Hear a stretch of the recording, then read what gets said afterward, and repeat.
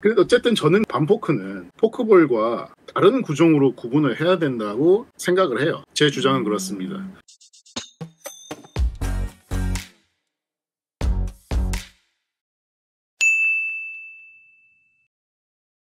안녕하세요. 소리난 롯데딸 꽃겨울입니다. 구독과 좋아요, 알림 설정까지 부탁드리면서 1부에 이어서 포크볼 2부 들어갑니다. 바로 들어갈게요. 레이브님? 네, 안녕하십니까. 레이브입니다. 네, 1부에서 그래서 정의를 했어요. 정통 포크볼을 던지는 선수들은 거의 없고 사실상 정통 포크볼은 원래는 탑스핀이 맞다. 그러나 현재는 제가 1부에서 보여드렸던 것처럼 탑스핀으로 던지지 않는 선수가 대부분이다. 요거를 일단 말씀을 드렸고, 그러면은 센가 코다이랑 사사키 로키 막 이런 선수들이 있잖아요. 가장 대표적인 게 이제 일본에서 포크볼이 워낙 많이 개량이 되고 발전이 되고 하다 보니까 그쪽의 포크볼들을 오히려 이제 미국에 역수출도 되고 우리나라에도 포크볼이라고 들어온 공은 사실 일본 거가 들어온 거예요. 이거를 알고 한번 들어가는 게 좋을 것 같아요. 우리는 미국의 포크볼을 받아들인 게 아닙니다. 이거를 먼저 한번 이야기를 하고 시작을 할게요. 그래서 여러분들이 심리적으로 좀 이상하게 거부감이 드는 거는 어쩔 수가 없습니다. 왜냐하면 실제로 백스핀으로 보이는 공들을 많이 봤기 때문에. 그래서 저도 백스핀이라고 생각을 했었던 거고요. 그래서 뭐 아까 말했던 센가 코다이라든가 뭐 사사키 로키 또 야마모토 요시노부 뭐 요즘 핫한 선수들, 이런 선수들의 포크볼은 역회전을 하는 것 같은데 사실 역회전이 목적이기보다는 이 선수들은 사이드 스핀이 목적인 겁니다. 손목을 똑바로 하는 게 아니라 꺾어서 던지죠. 꺾어서, 그죠? 네, 회전축을 비틀어서 던집니다. 그러니까 사이드로 던지게 되는 거죠. 사이드 스핀으로 해서 회전을 많이 먹으면은 어떻게 될까요? 공이 직선으로 가는 게 아니고 떨어지겠죠? 휘지? 네. 그래서 이제 사이드암 그 선수들의 그 페스트볼들이 일반적인 페스트볼보다 더 많은 이제 꺾임 현상이 발생을 하죠. 이거를 감안을 하고 시작을 하면은 포크볼이 이제 일본 프로 야구가 이제 시작이 된 게 1920년대예요. 근데 일부에서 말했던 블릿 조부시가 포크볼을 개발한 게 1910년대 후반에서 20년대 초반이라고 말씀드렸잖아요. 네. 그때 바로 전수된 건 아니에요. 정확한 문헌 자료는 못 찾았는데 추측하기로는 적어도 로이스 페이스가 포크볼을 완성한 이후, 그러니까 1950년대 이후 이때로 추정이 되고 있고, 포크볼이 연구가 활발하게 이루어진 것은 70년대, 80년대 이때쯤으로 추정이 됩니다. 영상 자료들을 통해서 이제 추측을 한 거예요. 저는 다른 문헌 자료 같은 걸 알고 계시는 분들은 제보 바라고요. 네, 댓글에 부탁드립니다. 네. 이때 무라타 초지라는 선수가 등장을 합니다. 포크볼 괴물이라고 지칭이 되네요. 이분이 이제 일본 롯데 본캐라고 하죠, 우리끼리. 예, 그쪽에서 이제 전설이신 분이고, 그리고 90년대에 드디어 사사키 가즈히로가 등장을 합니다. 포크볼을 하나 가지고 메이저리그까지 가서 이제 시애틀 마리너스에서 또 크게 활약을 했던 그런 선수입니다. 어쨌든 이 선수들은 포크볼을 던졌잖아요. 근데 왜 포크볼이 아닌가요? 사실 제가 생각하기에 이 선수들은 다른 원리의 구종을 개발을 했다고 생각을 합니다. 일부에서 계속해서 강조를 했던 이유가 구종의 정의는 물리법칙 원리를 어떻게 활용을 하느냐, 어떤 원리를 적용할 거냐, 이게 정의에 들어가야 된다고 말씀드렸죠.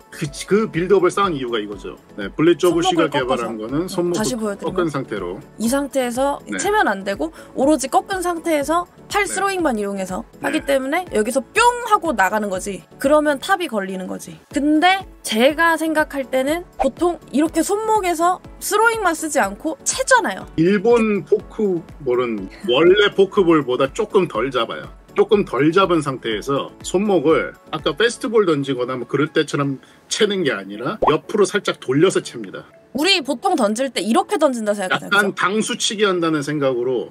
그럼 약간 이렇게? 그러니까 스윙이 그렇게 나오면 안 되고 팔 스윙은 똑같이 떨어지는데 손목만 이제 트는 거예요. 손목만 이렇게? 네.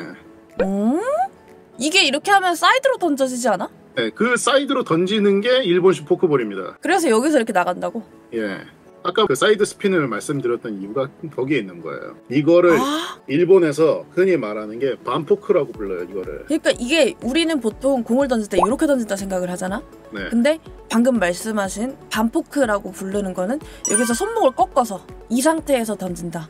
그리고 국내에 들어와 있는 포크볼도 대부분 이 반포크가 들어온 거라고 볼 수 있어요. 유익하다.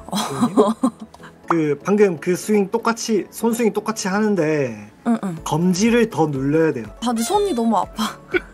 한번 해보세요. 왜 검지에다가 심을 걸어서 했죠. 여기 이렇게 걸었잖아. 이렇게 걸었잖아. 원래 그렇게 걸어서 검지로 눌려주면서 스핀을 더 먹이는 거예요. 그래서 여기서 이거를 이렇게 꺾은 상태에서 이걸 누른다고? 그러니까 심을 걸고 안 걸고는 원리가 어떻게 되냐면은 회전을 더 많이 먹일 거냐 아예 안 먹일 거냐 뭐 그래서 그런 거는 사람도 있고 안 거는 사람도 있고 그죠? 안 걸면은 회전이 덜 먹겠죠. 그래서 이것도 다 달라 사실. 네.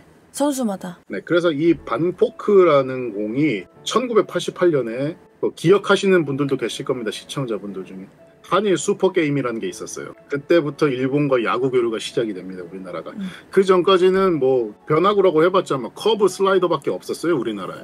그런데 이제 일본과 야구 교류를 하면서 이게 수입이 됐구나. 예. 포크볼이 유행을 하기 시작을 합니다. 그러면서 포크볼을 던지기가 힘드니까 손가락 사이를 째는 수술이 유행하기도 하고 그랬어요. 헐 진짜? 예. 그래 아파 지금 엄청 아파요 여기 예, 여러분. 슬픈 현실이었고. 그래도 어쨌든 저는 반포크는 포크볼과 다른 구종으로 구분을 해야 된다고 생각을 해요. 제 주장은 그렇습니다. 일부에서 말했던 구종의 정의를 어떻게 할 것이냐의 물리 법칙과 회전 원리 이런 것들을 적용을 했잖아요. 이거에 따르면은 이 두 개는 다른 구종인 거죠. 그러니까 정통 포크볼은 당연히 손목을 꺾어서 스로잉만으로 나가기 때문에 지금 현재 우리가 알고 있는 포크볼이랑은 아예 원리가 다르다. 그래서 이거를 포크볼이라고 부르기보다는 다른 용어를 정립을 해야 되지 않나라는 생각이신 거죠. 그래서 미국에서는 스플릿 체인지업이라는 말을 쓰거든요. 이 반포크에. 실제로 그렇게 구분을 하기도 하고요. 혹시 벌컨 체인지업이라고 아시는 분들도 계실 텐데 보신 적 있으세요? 아니요. 뷰캐넌 선수가 이 공을 던지는데 체인지업인데 서클이 아니고 중지랑 약지 사이 벌려가지고 끼워서 이렇게 던지는 체인지업이 있어요. 네. 이거를 스플릿 체인지업이라고 부릅니다만 저는 반포크도 여기에 포함돼야 된다고 생각해요. 레이브님의 개인 주장입니다. 같은 원리이고 벌리는 손가락 차이만 있는 거거든요. 그렇다면 이거 두 개는 같은 구종이 아닐까? 라는 생각인 거죠.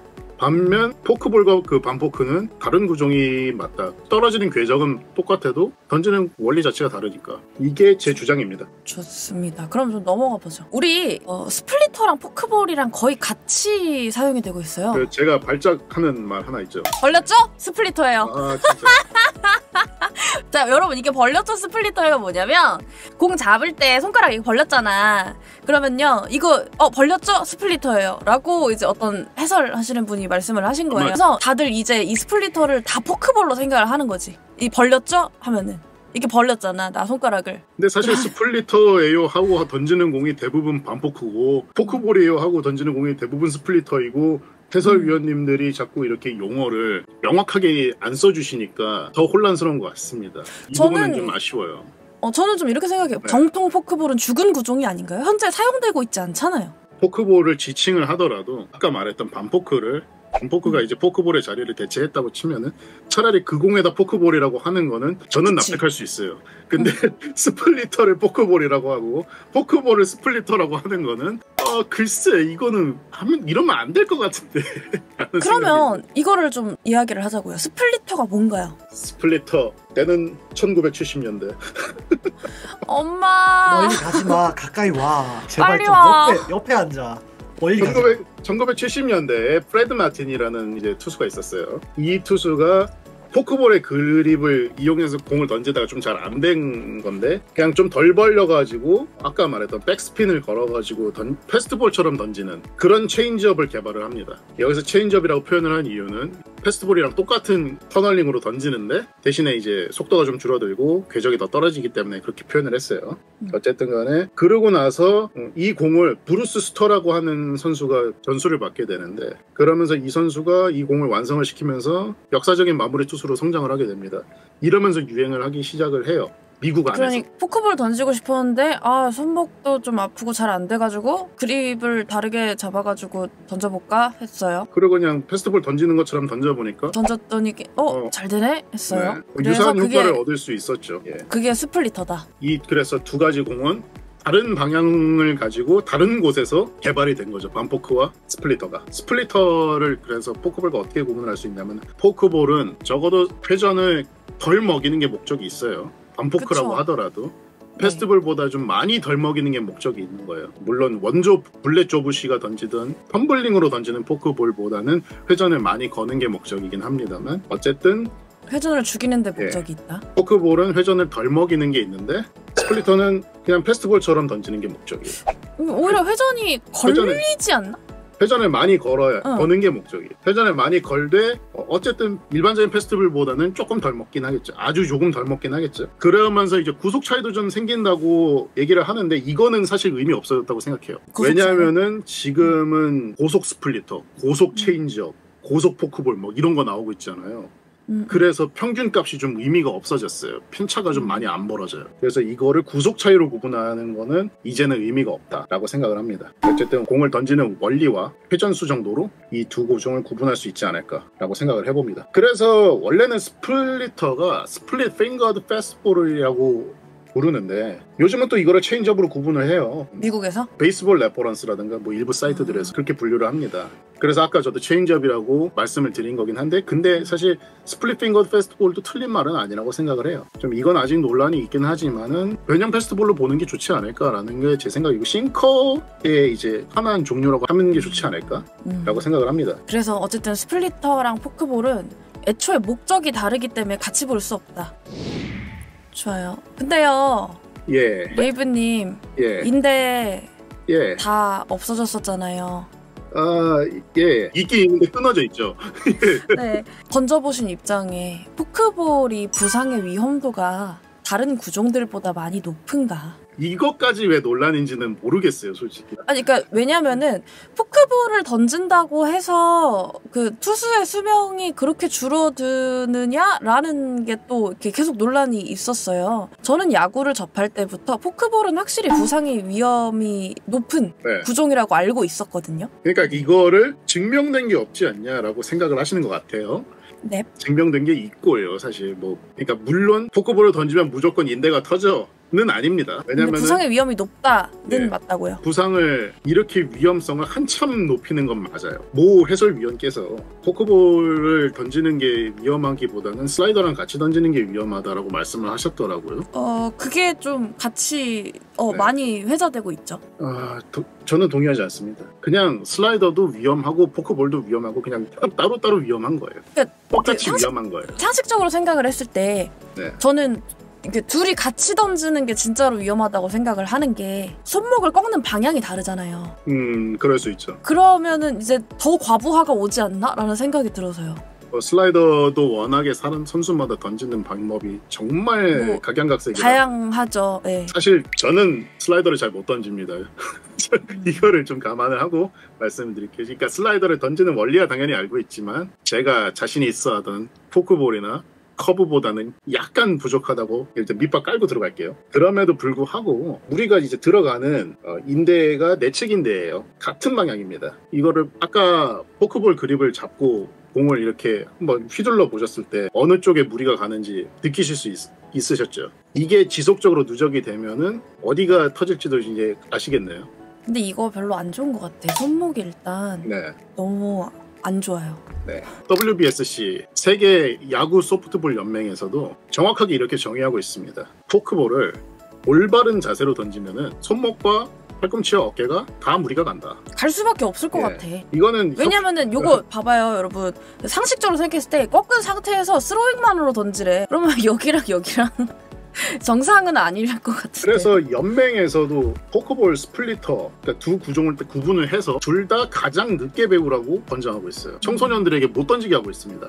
그쵸. 무리가 되게 많이 갈 것 같아요. 아무리 생각해도. 그런데 이거를 포크볼을 던져서 부상을 많이 당하지 않은 선수가 있었다라는 발례가 있다는 이유만으로 이게 위험하지 않다라고 주장하는 거는 어폐가 있다고 생각합니다. 제가 잠깐 실험을 해보니까 무조건 무리가 갈 것 같습니다. 좀 다른 구종들에 비해. 모든 변화구는 아프지. 심지어 가장 안전한 커브마저도 페스트볼보다 부상 위험도가 무려 50%가 높습니다. 그러니까 당연한 거라고 생각해요. 왜냐면 일반적이지 않은 자꾸 쓰니까. 그래서 당연한 거라고 생각을 해요. 근데 포크볼 여러분도 한번 공을 쥐어보시고 던지는 신용만 하셔도 굉장히 좀 무리가 가는 느낌이 확 듭니다. 그래서 글쎄 포크볼은 정말로 좀 부상의 위험이 당연히 높은 것 같아요.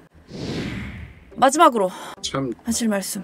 이 그- 구종이 저에게 네. 정말 희망도 주고 절망도 안겨줬던 구종입니다. 이 세상에서 사라져야 되는 구종이라고 생각하고요, 저는. 근데 이미 이게- 지금 좀 약간 사장됐잖아요, 그죠? 그러니까 말씀하시는 정통 포크볼은 사실 반포크도 포크볼보다는 덜 위험할 수 있을 것 같긴 한데 별로 뭐- 좋지 않다. 예, 어차피 똑같이 위험하다고 생각을 하고요. 사실 실제로 그 사사키 가즈히로 선수가 박용택 해설위원한테 이런 말을 했다고 합니다. 그 LG에서 한번 인스트럭터로 와서 만난 적이 있대요. 얘기를 하는데 야 투수가 포크볼 한 몇 년 잘 던져가지고 성적 좀 빨아먹고 인대 터지면은 인대 갈아 끼우고 또 몇 년 하고 뭐 그러고 은퇴하면 되지 않냐 라고 합니다. 이게 참 일면 맞기도 하면서 이제는 사라져야 되지 않을까라는 생각도 하고 좀 심경이 복잡하네요. 어쨌든 제가 정말 많은 얘기를 할 수 있는 구종이었고요. 지금 즐거워 보이세요, 되게. 혹시 뭐 배우고 싶으신 분이 있다면 절대 배우지 마시고 네, 저는 영원히 투심만 던지도록 하겠습니다. 예. 감사합니다. 네, 여러분 일단 저희가 영상에 담지 못한 이야기들도 굉장히 많아요. 영상이란 게 좀 짧게 편집을 해야 되고 그리고 여러분들이 듣기 편하게 해야 하는 목적이 있기 때문에 그래서 혹시 궁금하신 점이나 그런 게 있으시면 댓글 우리 전부 다 읽고 있으니까요. 언제든지 달아주세요. 그러면 또 우리 피칭 애널리스트 레이브님이 또 답변 달아주실 수도 있고요. 그러니까 근데 여러분 좀 이걸로 이제 그만 싸웁시다. 뭐 어차피 싸움 끝났는데 저는 별 생각 없어요. 이게 탑이 걸리든 백이 걸리든 회전 죽이는 건데 그게 뭐가 중요해라는 생각을 아직도 하고 있고요. 꽃겨울과 함께 야구가 보시고 싶으신 분들은 아프리카TV로 꽃겨울 검색하셔서 놀러오시면 좋을 것 같아요. 지금까지 서울이날 롯데들 꽃겨울과 레이브님이었고요. 우리 다음에 또 봐요. 안녕. 안녕.